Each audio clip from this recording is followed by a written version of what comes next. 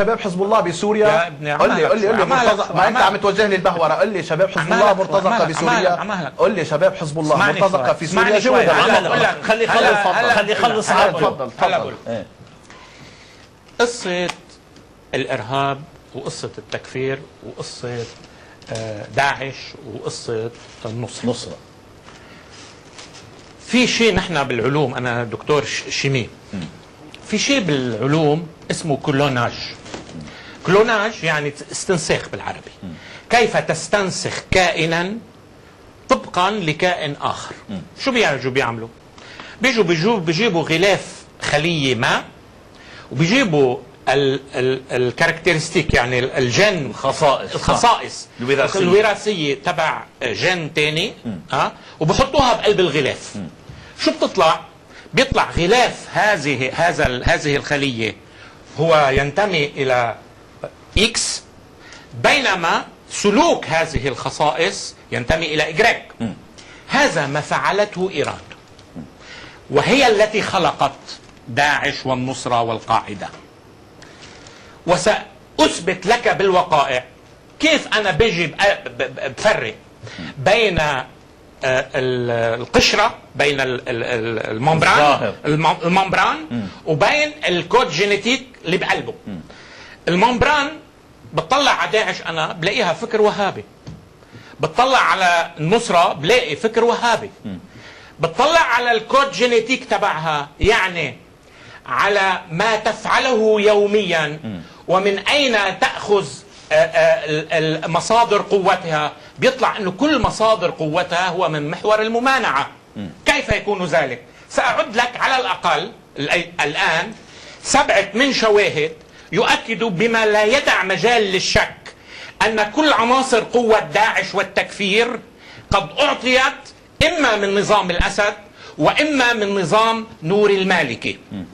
أولا تم الإفراج عن 550 واحد تكفيري من سجون المالكي، عن 350 واحد من سجون عدرا.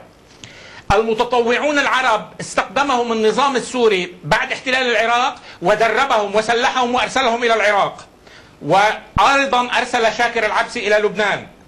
تم تسليم الموصل بكل ما فيها.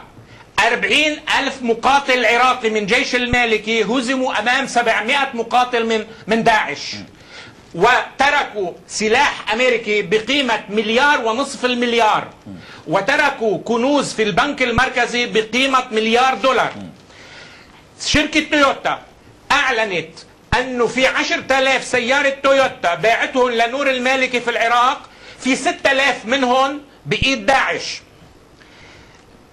دير شبيغل وضعت خطيطة على ورق من وزارة الدفاع السورية كيف قام أحد البعثيين السابقين من جماعة صدام حسين بالاتفاق مع المخابرات السورية وعلى أوراق وزارة الدفاع السورية بإقامة شبكة من الروابط والمخابرات التي تشكل العصب التنظيمي لداعش وللنصرة. إذن مسألة أننا نقاطع إيران وسوريا تستدرج الغرب لكي تدعش السنة. في العراق في الأنبار جرى تدعيش السنة، جرى في العراق تم ربح علاوي، ما قبلتش إيران وأمريكا، سقطته بالقوة رغم أنه معه الأكثرية. الحشد الشعبي الآن هل هو أقل شراسة وأقل وحشية من داعش؟ أبدا.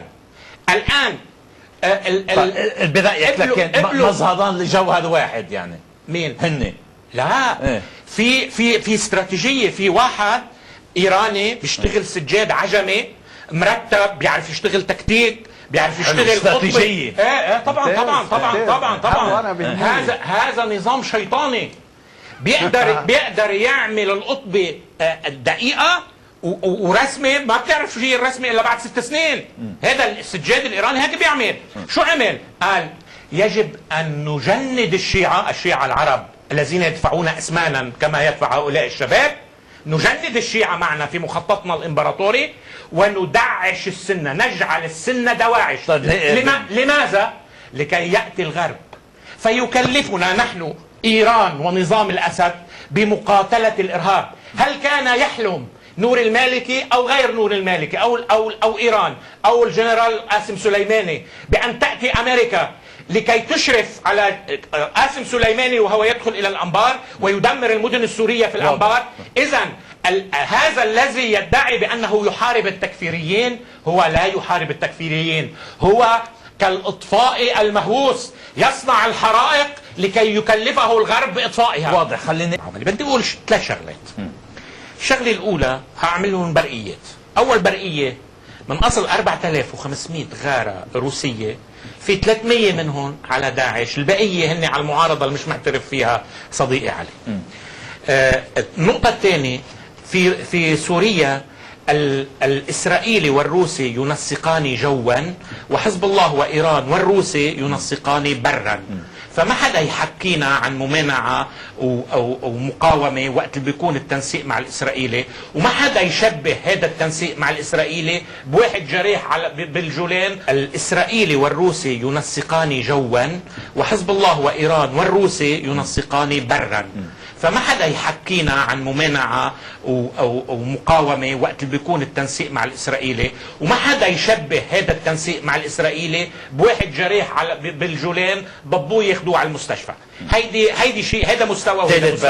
ثالث برقية أنه ظهر جليا منذ 5 سنوات وحتى الآن أن الحامل الحقيقي لنظام الأسد هو أوباما ونتنياهو، وأن كل الصحف الغربية وكل الدوائر الغربية وفي على الفيديو على نشرات الأخبار حطوا بجلسة استجواب لكارتر لوزير الدفاع الأمريكي ولقائد الجيوش الأمريكية معه، ما بعرف شو اسمه، وقال له أنتم تذهبون إلى سوريا شو عم تعملوا في سوريا؟ شو بدكم تعملوا؟